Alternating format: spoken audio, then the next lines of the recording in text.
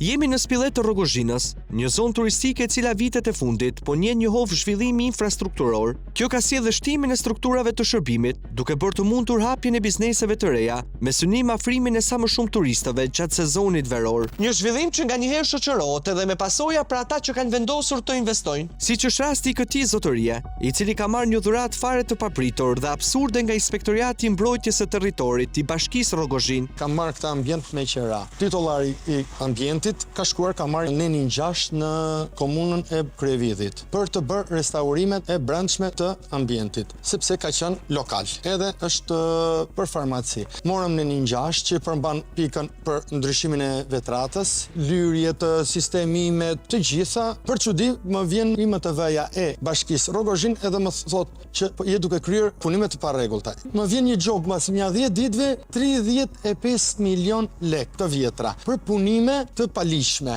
Unë nuk e di çka kam bërë këtu. Thjesht ka qenë lokal edhe po bëhet për farmaci. Është lyer, asnjë gjë nuk është ndërhyr. Këtu ka qenë banaku i lokalit. Edhe hoqa banakun e lokalit, edhe bura banakun e farmacisë. Vesha atë me USB për estetik, sepse unë nuk e kam lokal, e kam farmaci. Bashkia e Rogozhinës erdhi dhe më tha, je në kundërshtim me ligjin, ose tha 3 milion lek i dua unë kafe, që ti të procedosh me Kush të tha? Gjino Memaj, krye-inspektori i IMTV-s. Një akuzë rënda një funksionari publik, që përderisa është e pafaktuar, i takon organeve ligjzbatuese ta verifikojnë nëse është e vërtet. Ndërkohë ne kthehemi tek problemi. Ishin të vjetra, edhe vundëria urdhëroni është 0.8 cm, hoqa xhamat e vjetër, edhe vura xhamat e rinj. Xhamat e vjetër janë dhe jashtë, kur më vurën gjobën më thanë, nga që është për biznes dhe ndodhemi në Buzë të Detit është 350.000 lekë të vjetra për metër katror. Më tha që është 100 metra katror. Ndërkohë, ne këtu kemi 82.5 metër katror.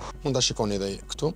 Mirë që i kanë vënë një gjob për të çdo logjike, por i kanë shtuar edhe 18 metra, që përkthyer me 350.000 lekë metri, bëjmë mbi 6 milion lekë më tepër. Që është në 2005 ky ka qenë lokal me nipt. Pastaj e mora unë. Si ndërtesë është ndërtuar në 96-ën, edhe nuk janë bërë asnjë lloj ndryshimi. Biles nuk më kanë lënë edhe drasat që ti lyeja, nuk është përdorur as cimento. Ke prekur kolonat mbajtëse? Absolutisht jo. Unë akuzohem që kam dalë jashtë për perimetrave edhe kam marrë më shumë metra për biznesin. Ndërkohë unë kam hyrë brenda, nuk kam prekur në kolona, se po të shikosh, këto janë kapur me vida në tokë, me bullona. Të shikojmë pak veshje nga ana tjetër. Veshje me dru i referohet vetëm veshjes së brendshme. Kjo ka qenë fasada e vjetë. Dhe kjo është siç ka qenë. Ja dhe dera. Nëse ti nuk do të kishe vendosur këtë pjesën e strukturës së drurit, si do ishte pamja e lokalit? Pra nuk do kishte asgjë, do ishte e hapur? Do ishte e hapur, do ishte kjo kështu, me këto vrimet me ajër me këto. Në qoftë se unë s'do ta kisha veshur me dru nga brenda, kush do e mbronte nga shiu, nga era, pjesa lart mund të është e verifikueshme, mund të shikohet. I zoti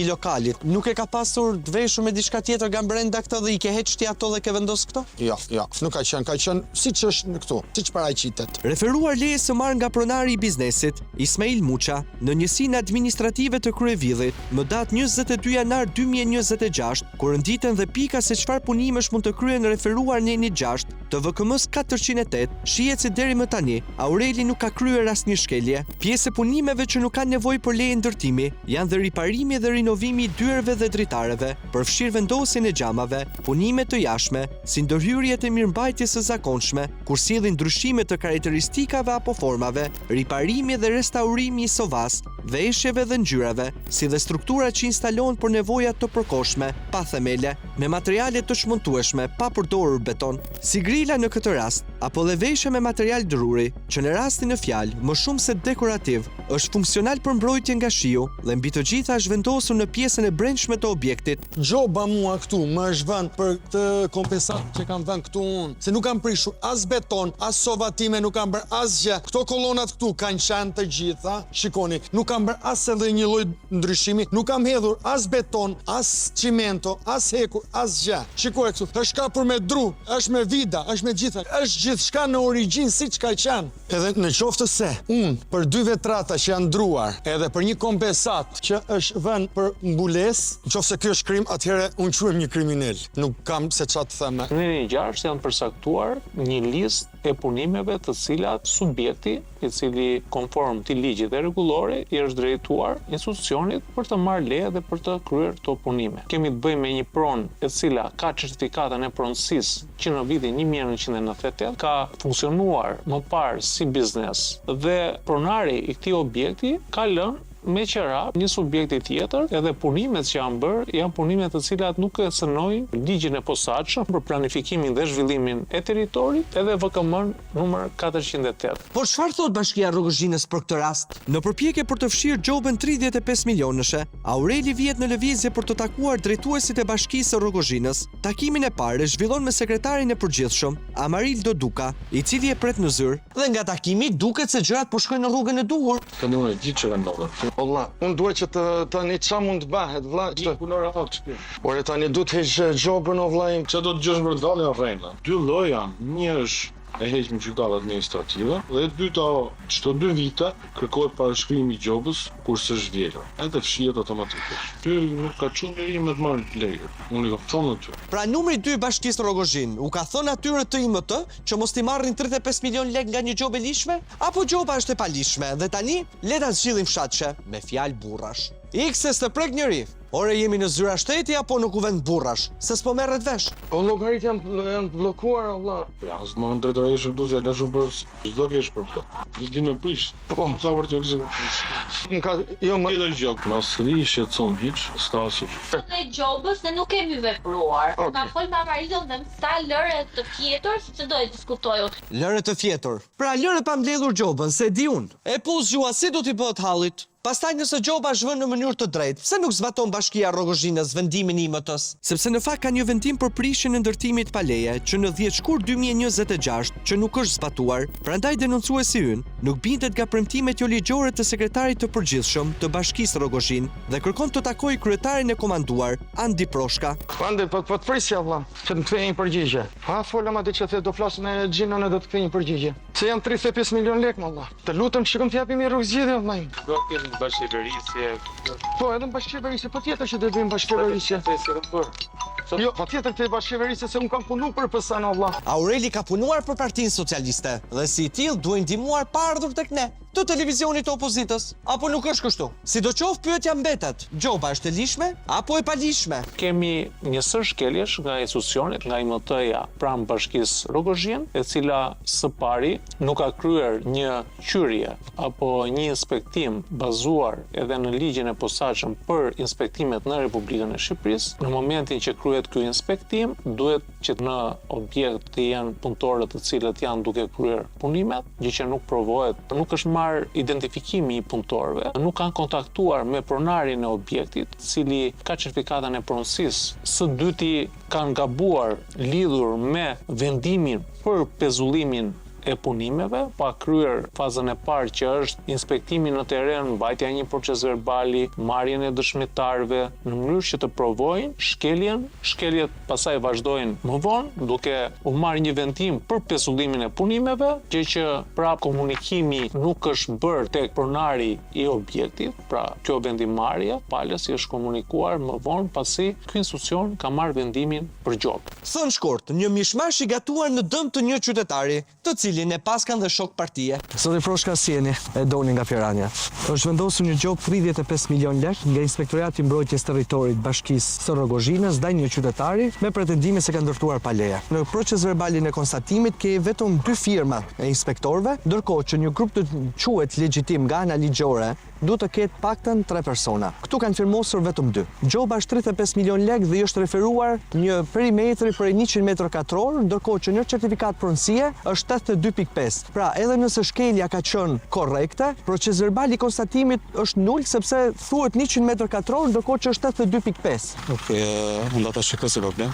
Ju njiheni me rastin se e keni takuar dhe Aurelin, e keni pritur në zyrë. Do ta ndjek si problem. Edhe do shikojmë se çfarë mund të bëjmë për këtë rast. Por kanë kaluar shumë kohë dhe tashmë gjoba 35 milion është aty. Këtu thuhet që ka ndërtim, ndërkohë që zotëria e ka gjetë ndërtesën siç ka qenë, thjesht kur e ka marrë ky për biznesin tjetër që është farmaci, normalisht do ishte banakun e lokalit dhe ka vendosur grilin. Gjobat nuk i vendosën. Ju jeni Titullari i bashkisë. titullari i institucionit dhe keni firmosur shkresën për cilë, për 35 milionë. Është përgjegjësia e kryeinspektorit, ai ndjek punimin në terren, bashkë me inspektorët e drejtorisë. Ndërkohë që një person kysh në gjobën prej 35 milion lekësh është dhe numri 2 i bashkisë së Rogozhinës, Amarildo Duka, i cili pas 7 orësh gujim në zyrë, pa pranuar që të na takoj, u largua nga një dritare pas me ndërtesës. Ora shënon 16:20 minuta dhe punojësit e fundit të bashkisë së Rogozhinës janë larguar. Prej 7 orësh, sekretari i përgjithshëm i bashkisë, Amarildo Duka, qëndronte i ngujuar në zyrë. Sipas informacioneve, momentalisht nuk ka asnjë punonjës në zyrë, ndërkohë që nga dera nuk ka dalë. Nga cila prej dyerve apo dritareve mund të ketë dalë zoti Duka. Nëse ka dalë nga një nga dritaret që ndodhen prapa bashkisë, mbetet e paqartë se nga se mund të ketë frikë një zyrtar i lartë publik që të përballet me një gazetar që kërkon një përgjigje të thjeshtë përveç se nëse ka shkelur ligjin. Ndërkohë, pas arratisë spektakolare nga dritarja, zoti Duka bëhet i gjallë, jo vetë, por nëpërmjet një lajmësi. Të gjithë zyrtarët e bashkisë duket se janë bërë bashkë në këtë shpërdorim të pastër detyre, njëri që premton dhe tjetri që bën sekserin. Ndërkohë, na ka mbetur të takojmë edhe personazhin kryesor të kësaj historie, kreun e Inspektoriatit të Mbrojtjes së Territorit të Bashkisë Rogozhin, Gjino Mema, i cili akuzohet nga Aureli, jo vetëm për gjobën, por edhe për kërkesën që i ka bërë. Bashkia e Rogozhinës erdhi dhe më tha, je në kundërshtim me ligjin, ose tha 3 milion lek i dua unë kafe, që ti të procedosh me Kush të tha? Gjino Memaj, kryeinspektori i IMT-s. Është vendosur gjoba Po, dhe kanë firmosur vetëm 2 inspektor. po. A duhen të jenë 3? Jo, lejohet, mbas ligjit lejohet. Lejohet edhe e 3? Po, Edhe dhe, 2? dhe me 2, po, po. Po si mund të arrihet kurumi, për shembull, nëse njëri nga këta nuk është dakord? Po, s'kan lidhje mos jetë dakord, më. Ne jemi në inspektim, kur jemi në inspektim, Dhe këtu nuk ka si mos jesh dakord. Shkelje të tjera, të cilat kanë të bëjnë edhe me pjesëmarrjen e inspektorëve, pra është marrë një formular i konstatimit të kundravajtjes administrative, për të cilën numri i inspektorëve është 2. Ndërkohë që ligji e ka të përcaktuar që duhet të jenë 3 inspektorë të cilët duhet të jenë të fushës, kanë studiuar në fushën e inxhinierisë së ndërtimit dhe janë kompetent për të marrë një vendimarrje të tillë. Nuk ka si mos jesh dakord. Zonja nuk ishte prezent. Unë si kam zbatuar rregulloren. Jam qytetar, nuk kam lidhje fare me zotrin që ato zotrin. Gjoba është vendosur në emër të zonjës, ndërkohë që leje në njësinë administrative për punimet në bazë të neni 6 e ka marrë zoti i dyqanit. Po se më tha, Pronari. zonja është pronare e aktivitetit. Në këtë rast, duke qenë se Të lutem. tashmë u njohëm dhe me fakte, a nuk është nul ky vendim? Jo, të lutem, po ta them në mënyrë miqësore. Në qoftë se ndërtimi, për shembull, mbulohet në të 4 faqet, ai kalon në vëllim ndërtimor. Dhe zotria ka marrë masën e gjobës dhe zotria ka drejtë të ankohet. A kupton se un as do të bim qaf, as po mram qaf, po ti me këto që po i bë dom vetes tate. Po unë jam në rregull, po unë jam në rregull valla. Jo, ai po shkatron mua tash ishem qet mua Jo, po do s'është për televizion. I shkatrojmë biznesin dhe ekonominë një qytetari dhe merakosemi se po dalim në televizion. Ky është hall më vete. Ta marrim të mirëqen që shkelur ligji. Ky zotria e ka shkelur ligjin dhe ka bërë shumë gabim. po. Gjoba është vendosur 35 milion lek. Po. Për 100 metër katror. Po të Ndërkohë, tregoj në kontratë qeraj me certifikat punësie të tregoj 82.5. Unë me matjen që kam bë, matjen që kam bë me fjalë më kanë dalë 100 metra katror. Por nuk është 100 metra katror. Dakor, ai ankimon atë pjesën, do t'ja bëjmë për 83. Po pse ta bëjmë tani? Pse se keni Por bërë? unë kam bërë në vend më kanë dalë 100 metra katror. Po e ke atë gabim? Po mi më muash më kanë dalë. Certifikatën e Por punësisë. muash më ka dalë. Duhet të ndryshoni metrin. Po jo metrin tash unë edhe mund të gaboj njeriu ka ajo pjesë. A nuk del nul vendimi? Po jo më do merret me 80 për 83 metra. Kjo është një job në masën e 3 milion 500.000 lekëve, është bërë një kualifikim i gabuar i shkeljes. Nëse ne do të marrim të mirëqen që përllogaritja nuk është e saktë, sepse ai ka qenë një sipërfaqe e cila ka qenë e mbyllur dhe matja e metrave të pretenduar është në kundërshtim me ligjin sepse ajo është një objekt me certifikat pronësie. Shkelja tjetër më e rëndë administrative që është në tejkalim edhe të procedurës, kur kjo gjop nuk është vendosur pronarit, ti marrim të mirëqen atë gjitha që këto janë të drejta konstatimet e tyre, por i është vendosur subjektit i cili e ka marrë me qera. Më po mbien qaf. Ty shumë se sa ne në qaf të ka rënë metri besoj. Ai bën vetëm për të presion psikologjik për administratorën. Pra ju jeni në presion psikologjik për momentin. Për ditë patjetër që ky që ky më zgjoi bezishëm për 35 milionë. për shumë kohë. Se kush i ka rënë në qaf kujt, mjafton të verifikohen të gjitha faktet dhe për më tepër mjafton të dëgjohet se si kërkojnë ta mbyllin çështjen drejtuesit e bashkisë. Sidoqoftë tani çështja është e dyert të gjykatës dhe do të jetë ajo që do të vendosë se kush ka kryer shkelje. Këto shkelje bëjnë të vendimarrja apo këtë inspektim nga ana e këtij inspektoriati të pavlefshëm, jemi në kushtet edhe të shpërdorimit të detyrës.